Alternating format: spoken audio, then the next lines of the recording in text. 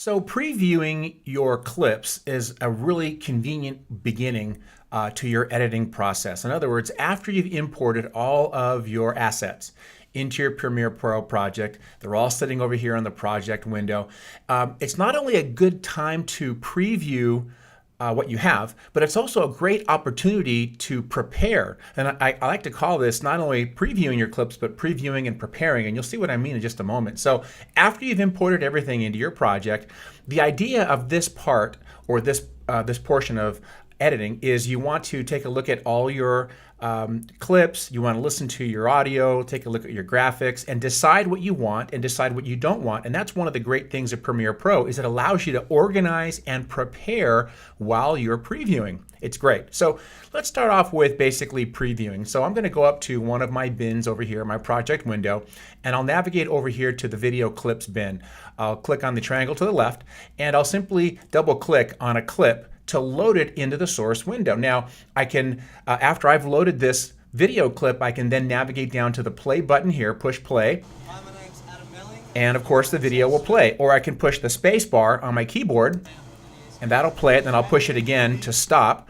And I have a lot of convenient functions here that allow me to do several things that pertain to the item within the source window. But if you take a look at your keyboard, not only do you have, of course, a space bar, you also have a J, a K, and an L key. If I push the L key on my keyboard, the video will play in the source. Now remember, this little area here, this highlighted area, has to be lit around the source window. Obviously, if your project window is selected and you push JKL on your keyboard, nothing's going to happen. So of course, you want to make sure your source window is selected when you do this, but L to play, K to pause, and J to go in reverse, and of course the space bar to pause or play again if you push the space bar. So it's really kind of cool. It's called JKL navigation. If I push the L key, it'll play.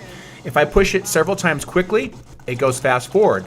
Then of course if I push the space bar, it'll pause it. If I push J quickly several times, it'll go in reverse quickly.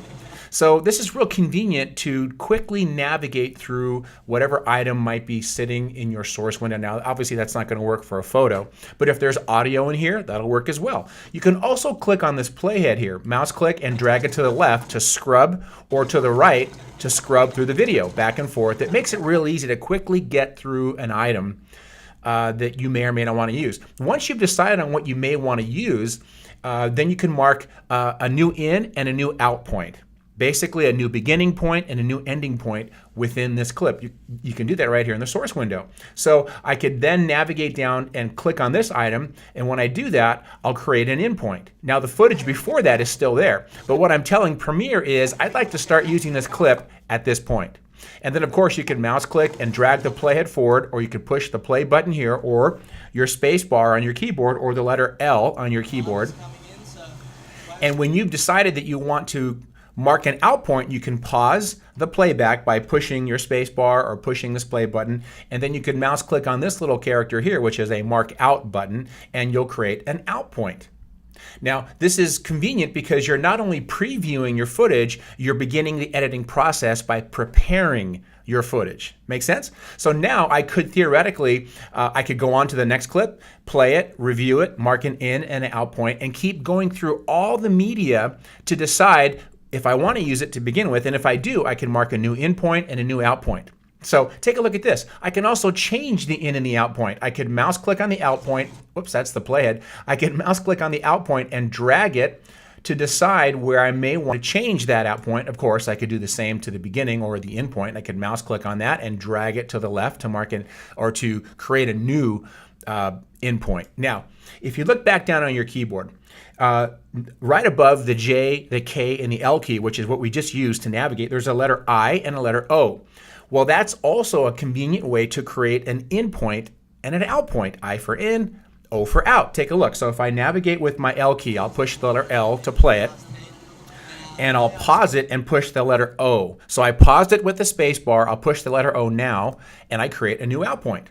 If I want to change the out point, not only can I drag this out point to the right, but I could also just push L again, or the space bar, And then I could push the letter O maybe right there while it's playing, and that whoops, I just created an in point. I want to push the letter O, so I'll push that play again. I'll push the letter O, and then I create an out point. So O for out, I for in. I could mouse click and drag the playhead all the way back to the beginning and do the same thing with the letter I on my keyboard. I push the letter I and I update the endpoint. That's pretty convenient, and you'll notice because they're all right next to each other, J, K, L, I, and O, you can quickly navigate through a clip.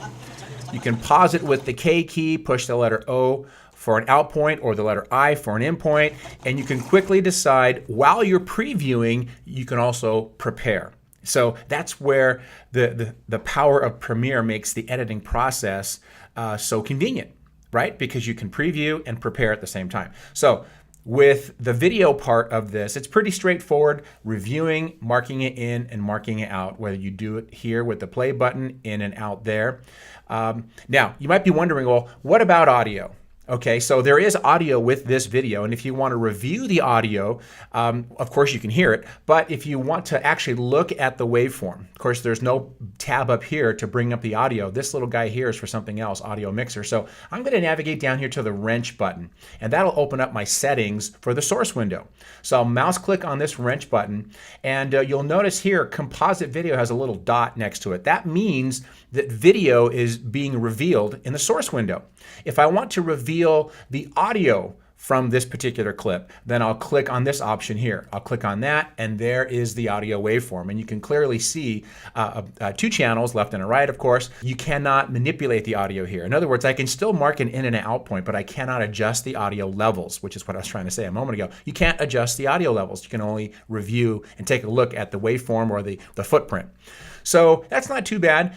Once you drag this clip down into your sequence, now of course I don't have a sequence down here yet, but once you drag this down into your sequence, then you can adjust the audio levels down in there. So I'm going to go back over to this wrench button here. I'll mouse click on that, and then I'll select composite video. And while I'm in this wrench button, I'm going to go back, mouse click on the wrench button, take a look at this. I'm going to navigate all the way down to safe margins.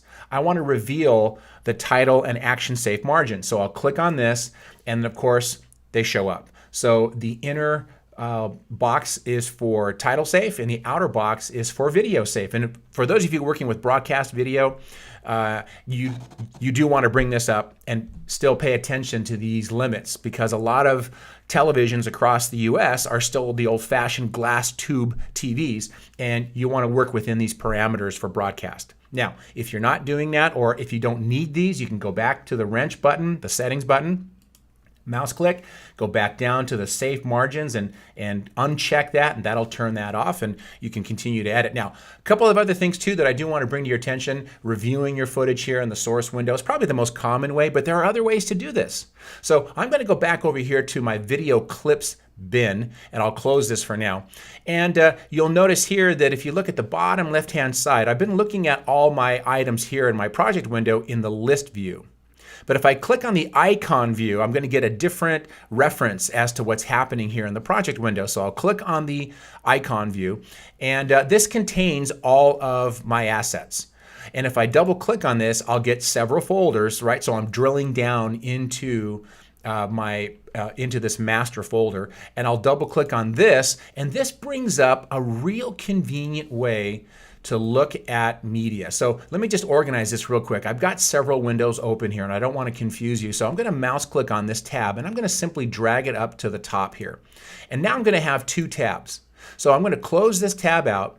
I'll go back to this project tab, and I'm going to place this back in list view, right? This is where we were just a moment ago. We were just in this bin right here. But this is real convenient because I can do this for any one of these bins. Look, I can go back over to this bin, and in fact, I can mouse click and drag it off if I want into a separate window, but I'm going to leave it there for now because I want to show you something, and that is I can do so much within this icon view within this bin. So I can go back and hover my mouse over, I'm not clicking, I'm just hovering my mouse, and I can quickly scrub through the video, right? I can reference what's in the video by moving my mouse back and forth.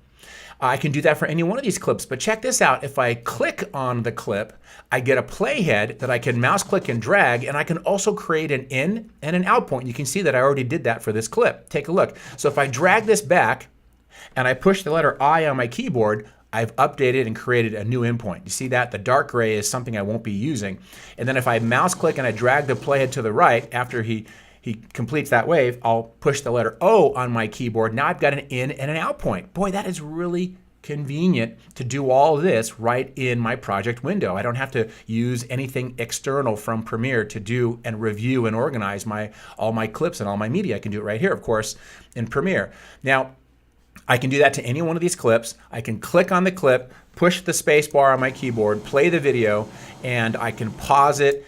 Here, I'll hover my mouse over that so you can see that playback area a little bit wider. I'll push the letter O to mark an out point.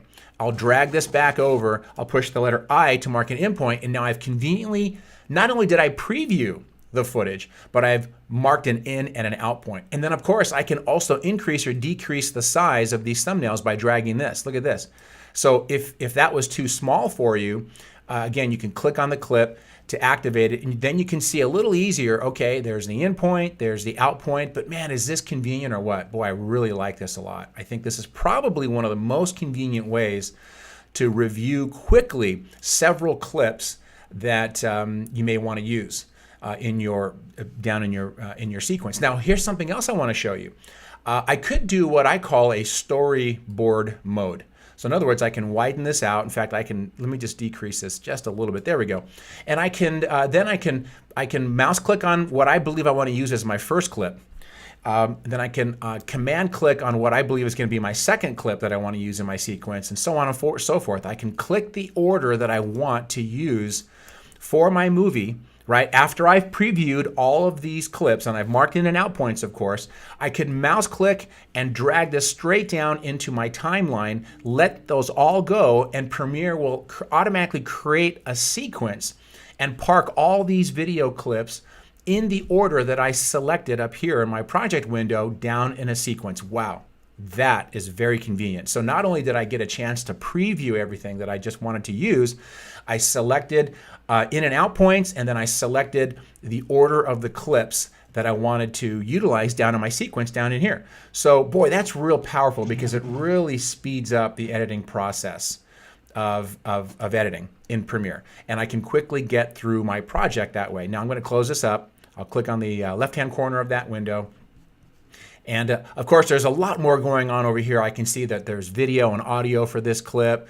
I could mouse click and rearrange. Look, I'm going to drag this and make it the first clip. Do you see how I'm doing that? Mouse click and drag that up. You can see the highlight to the left. I can rearrange the entire bin this way. This is also very convenient. I can mouse click and drag, or mouse click and drag any one of these clips and move them around. I can select a group of clips and then move those around as a group.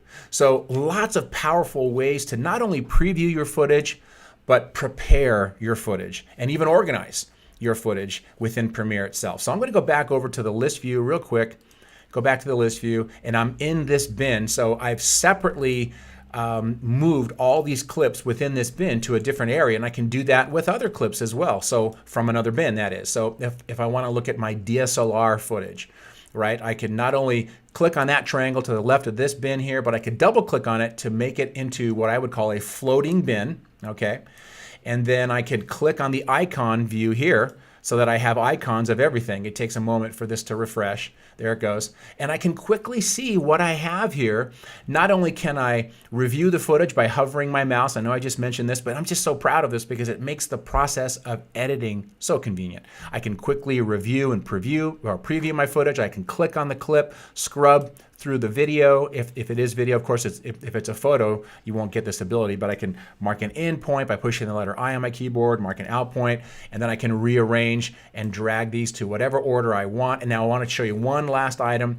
So let's say I wanted to make what I would call a storyboard mode of all these clips, and I've rearranged these by clicking and dragging in the order that I want them all to appear. I can select everything in this bin, and I can then mouse click and drag to this page peel right on the bottom right hand corner, right about there. Mouse click on that and let that go, and all those clips and all those photos have now been added to a brand new sequence in the order that I wanted them to be by the placement that I put them in just a moment ago. But that is powerful, and that is easy and convenient. So I'm going to undo that, Command Z. I'm going to undo that. One last thing in this arrangement, I'm going to select all these items again. I'll mouse click and I'll drag it to this little guy right there. It's the last item to the left of that magnifying glass. I'm going to let that go, and that's going to automatically assemble my clips with a transition. And I can also click to add a audio transition. So not only did I preview all my clips, mark in and out points, I rearranged all my clips, I can then drag them to this option right here, and then I get all kinds of options here to automate all those items to the sequence with the default transition for audio and video. And I can bring down just video or just audio by clicking on one of these items. But look at this, I'll simply click on the OK button and voila, it sent everything down into my sequence with my default transition, which is a dissolve. And talk about convenience, talk about speed. I've got it all in Premiere Pro. I mean, that really makes it simple and easy to edit. So I'm going to undo this, not undo it, I'm going to close this sequence out. I'm going to place this back up above. And of course, I've got all these tabs now to conveniently look and manage and go through all the media as I want by previewing and preparing. Down before you even import anything into Premiere, I mentioned this before, but so I'll bring this up real quick. You could then, of course, look at items outside of Premiere on a hard drive. Look, I went to my external drive, my project drive, and now I'm looking at these clips down in here. I can preview down here as well. Now I cannot mark in and out points, but I can hover my mouse over a clip, okay, like I'm doing now, and I can basically preview something outside of Premiere. And if it doesn't already exist within my project and I want to use it, I simply mouse click and drag it into an empty timeline. Of course, it'll create a new sequence. Or I can mouse click and drag this clip here. Remember, in my media browser, this is all sitting outside of Premiere. I can mouse click and drag this item straight up into my project window. That will import it. Or I can simply double click on it, which I'll do now, double click on that item. It loads it into my source window so I can preview it. And then if I do want to use it, I could then drag it down into my sequence, or I can mouse click and drag it into my project window. So that's about it. Those are probably the most convenient and most popular ways to preview footage or media within Premiere Pro. Now the same exists with graphics. If I want to go to my graphics bin here, I'll click on this. I'll double click on this graphic to load that up into the source window, or I can double click on this US Open logo. Some of these are higher resolution than others to review that in the source window. I can also navigate to my DSLR photos, double click on the photo to load it. So previewing photos, of course, you don't need to mark in and out points, but you can select a duration that's different from the default that you set up in preferences, right? Because at least in my preferences, my default duration is set to 5 seconds. Now I can shorten the duration by clicking and dragging this playhead, mark an in point and mark an out point, and then that's basically just under 3 seconds there. I just eyeballed that, and then I could drag that down to my sequence, and that would be a 3-second photo clip. Okay, don't forget, when you import photos, they turn into video. So when I drag that down to my sequence, that's basically going to be my photo converted to video for about just under 3 seconds. So previewing photos, and the same goes with audio. Okay, so if I want to navigate over to my audio folder, double click on an audio clip, that loads it into the source window. I could then mouse click and drag the playhead. That's going to get real loud, or I can push the play button to listen. I can also mark in and out points for a song, right? You can treat music the same as you do video, and then drag that down into your sequence, or keep it, leave it the way it is, and move on to the next clip, and then drag them straight from here into your sequence. So previewing and preparing kind of makes sense to me as you assemble your movie. Now, I'm not officially teaching you in this lesson how to assemble your movie. I'm just giving you some quick tips. In a different lesson, I will teach you how to assemble your movie. But I do want to bring another item up real quick before we wrap this lesson up. You'll notice right in this area, right in this little teeny area down in here, there are 2 icons.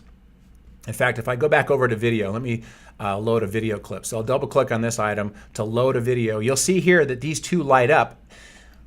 The audio will light up if there's audio in this source window. The video icon, these are both icons, will light up and represent whatever is sitting in the source window. So of course, because there's video, this is lit. And because this video came with audio, this is lit. So this is just a little indicator as to what you're dealing with in the source window. And you might think, well, hey, that's obvious. You know, I know that there's audio and video. Sometimes it's not that obvious. So if you load a photo into your source window, you may not remember that that's a photo because, of course, video, when you load a video clip into your source window, it'll show you the relevant frame of wherever the playhead is parked, and you might not know that there's audio or there isn't. Well, this is a quick reference that tells you what's sitting or what's parked in the source window. And then, of course, when you scrub the video, you can hear the audio and then look over at your audio meters on the bottom right-hand side and see that there is audio as well.